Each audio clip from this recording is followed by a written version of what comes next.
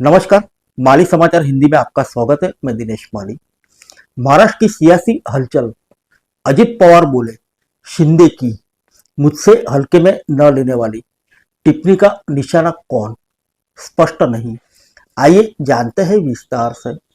महाराष्ट्र के उप मुख्यमंत्री अजित पवार ने रविवार को कहा कि यह अभी भी साफ नहीं है कि एकनाथ शिंदे की इस टिप्पणी का निशाना कौन था कि उन्हें हल्के में नहीं लिया जाना चाहिए।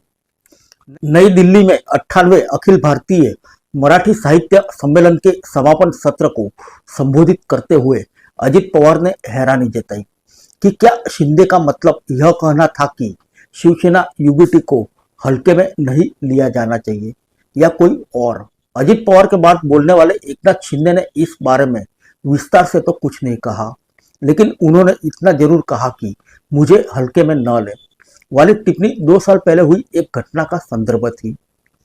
अजित पवार ने ताल कटोरा स्टेडियम में शिंदे की मौजूदगी में कहा कि अभी भी यह स्पष्ट नहीं है कि मशाल को हल्के में नहीं लिया जाना चाहिए या किसी और को उसे हल्के में नहीं लेना चाहिए। मशाल उद्धव ठाकरे के नेतृत्व वाली शिवसेना यूबीटी का चुनाव चिन्ह है।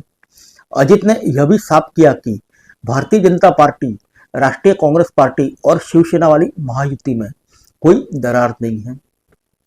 आइए जानते हैं कैसे बदली सियासी तस्वीर।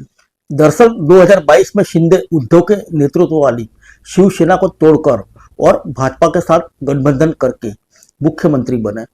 2024 के महाराष्ट्र विधानसभा चुनाव के बाद शिंदे को पिछली सरकार में अपने डिप्टी देवेंद्र फडणवीस को मुख्यमंत्री बनाने के लिए राजी होना पड़ा था।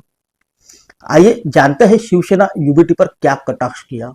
इस बीच रविवार को कार्यक्रम में शिंदे ने याद किया कि मुख्यमंत्री के रूप में उनके कार्यकाल के दौरान ही मराठी को केंद्र सरकार की ओर से शास्त्रीय भाषा का दर्जा दिया गया। उन्होंने शिवसेना यूबीटी पर भी कटाक्ष किया और याद दिलाया कि कैसे उनके राजनीतिक प्रतिद्वंदी एनसीपी एसपी प्रमुख शरद पवार के हाथों महादजी शिंदे पुरस्कार प्राप्त करने से नाराज थे। आइए जानते हैं और एक जिक्र के बारे में।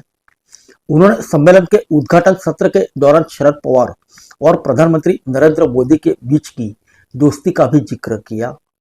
शिंदे ने कहा कि चुनाव के बाद हम सब कुछ भूल जाते हैं और राजनीतिक से परे रिश्तों को आगे बढ़ाते हैं।